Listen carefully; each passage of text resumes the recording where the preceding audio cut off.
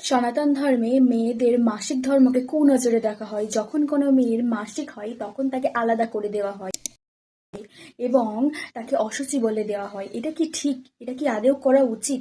যে ধর্মে স্বয়ং দেবীর ঋতুচক্র হয়, অর্থাৎ দেবীর মাসিক ধর্ম হয়, সেই ধর্মে মেয়েদের মাসিক ধর্ম কুনজরে দেখা হয়, এটা কি ঠিক? একটা সময় ছিল যখন ভারতবর্ষে কোনো মেয়ে প্রথম ঋতুময়ী হতো, তখন সেই মেয়ের প্রথম রক্ত মিশ্রিত সেই বস্ত্রটিকে সংরক্ষণ করে রাখা হতো এবং উৎসব পালন করা হতো।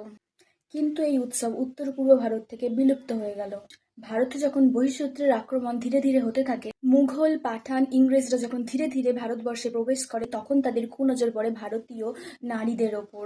তখন তারা তাদের ধরে নিয়ে গিয়ে বিভিন্ন রকম কুকর্মগুলি করে, যেমন ধর্ষণ করে, আরো অনেক খারাপ কাজ তারা করেন। তাদের নজর পড়তো আমাদের ধর্মের যুবতী মেয়েদের ওপর। তাই কোনো পিতাই চাইবে না তার মেয়ে যুবতী হয়েছে সেটি সবাইকে জানাতে। তাই আস্তে আস্তে এই নিয়ম কানুন একদমই উঠে গেল। দক্ষিণ ভারতে যেহেতু বহিঃশত্রুর আক্রমণ কম, তাই দক্ষিণ ভারতে গেলে আজও তোমরা দেখতে পারবে সেই নিয়ম কানুন আজও পালিত হচ্ছে। মাসিক ধর্ম হলো মেয়েদের বিশ্রামের সময়।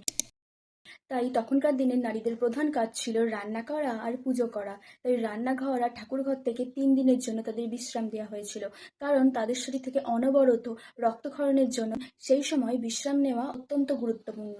এখন যেমন মাসিকের জন্য প্যাড এবং অন্যান্য নানান রকম বস্তুর আবিষ্কার হয়েছে, তখন কিন্তু সেগুলো ছিল না। তখন সামান্য কাপড়ের ওপর ভরসা করে মা বোনেদের থাকতে হতো। তাই তখন বিশ্রাম নেওয়া ছিল অত্যন্ত গুরুত্বপূর্ণ। মাসিক চলাকালীন মেয়েদেরকে মন্দিরে যেতে বারণ করা হয়েছিল। মন্দিরে যাওয়ার পেছনেও এক আছে বিরাট কারণ। কারণ মন্দিরে থাকে হচ্ছে যে পজিটিভ এনার্জি, আর আমাদের শরীরে অনবরত রক্তক্ষরণ এই পজিটিভ এনার্জি সহ্য করতে পারে না। মন্দিরে যাওয়াতে শঙ্খ বাজাতে, উলুধ্বনি দেওয়াতে, এই সমস্ত কিছুতে দমের প্রয়োজন আছে। তাই এই সমস্ত কিছু বারণ করেছেন সনাতন ধর্মের শাস্ত্র। এখন শহর এলাকায় রাত 11টা 12টার সময় বাইরে বেরোলেও যেমন কোনো সমস্যা নেই, কিন্তু একটা সময় ছিল যখন ছিল চারিদিকে বন জঙ্গল, তখন বাইরে বেরোলেই বনের পথ দিয়ে যাতায়াত করতে হতো।